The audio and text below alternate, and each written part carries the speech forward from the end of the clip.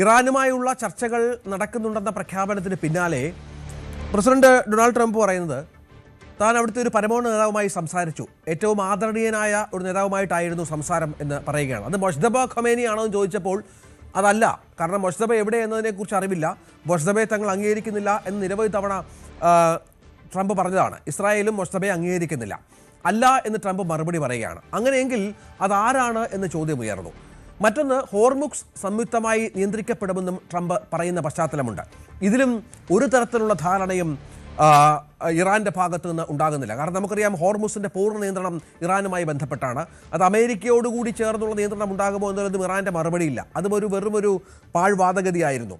15 കാര്യങ്ങളിൽ ധാരണയായി ഇതിൽ ആണവായുധം നേടില്ല എന്നുള്ള ഉറപ്പ് കൂടി ഇറാൻ നൽകിയിട്ടുണ്ട് എന്നുകൂടി ട്രംപ് പറഞ്ഞു വെക്കുകയാണ് ട്രൂത്ത് സോഷ്യലിൽ കൂടി.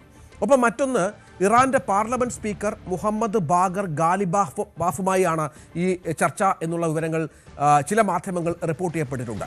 ഇതൊക്കെ ട്രംപിന്റെ അവകാശവാദം മാത്രമായി നിൽക്കുകയാണ്.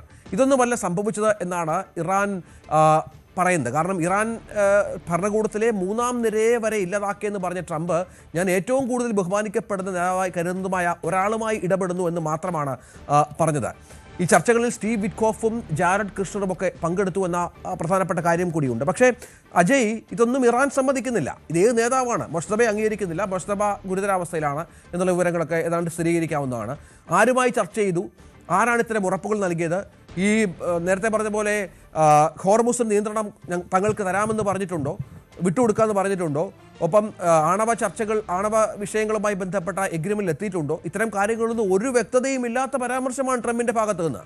രഞ്ജിത്ത്, ഈ ചർച്ച നടത്തിയത് അവിടുത്തെ പാർലമെന്റ് സ്പീക്കറായിട്ടുള്ള മുഹമ്മദ് ബാഖർ ഖാലിബാഫുമായിട്ടുള്ള ആണെന്നുള്ള ഒരു അഭ്യൂഹങ്ങൾ, ഇതെല്ലാം ഇപ്പോൾ നമുക്ക് നിലവിൽ തള്ളിക്കളയാവുന്ന ഒരു സ്ഥിതിയിലാണ്. കാരണം അദ്ദേഹം തന്നെയാണ് നിലവിൽ ഇത്തരം ചർച്ചകൾ നടന്നിട്ടുണ്ട് എന്നുള്ളത് ഫേക്ക് ന്യൂസ് ആണ് എന്നുള്ള ഒരു കാര്യം പുറത്തുവിട്ടത്. അത് പല ഇറാനിയൻ മാധ്യമങ്ങളും റിപ്പോർട്ട് ചെയ്തിട്ടുണ്ട്. അതുപോലെ BBC ഉൾപ്പെടെയുള്ള അന്താരാഷ്ട്ര മാധ്യമങ്ങളും അദ്ദേഹത്തെ ഉദ്ധരിച്ചുകൊണ്ട് ഇതേ കാര്യം തന്നെ പറയുകയും ചെയ്യുന്നുണ്ട്. ട്രംപ് ആദ്യം ട്രൂത്ത് സോഷ്യലിലൂടെ ഇറാനുമായി ഒരു ചർച്ച നടന്നു, അതിൽ ഒരു ധാരണയായിട്ടുണ്ട്, മിക്ക കാര്യങ്ങളും ധാരണയായി. ഇതിനെ തുടർന്ന് 5 ദിവസത്തെ വെടിനിർത്തൽ പ്രഖ്യാപിക്കുന്നു എന്ന് ട്രൂത്ത് സോഷ്യൽ പറഞ്ഞതിന് ശേഷം പിന്നീട് അദ്ദേഹം എയർപോർട്ടിൽ വെച്ച് മാധ്യമങ്ങളെ കണ്ടിരുന്നു. അപ്പോൾ ആ ഒരു മാധ്യമങ്ങളെ കണ്ട മാധ്യമങ്ങളുമായിട്ട് പ്രതികരണം നടത്തിയതിലാണ് അദ്ദേഹം കൂടുതൽ കാര്യങ്ങൾ ഇതിനെ സംബന്ധിച്ച് വിശദീകരിച്ചത്.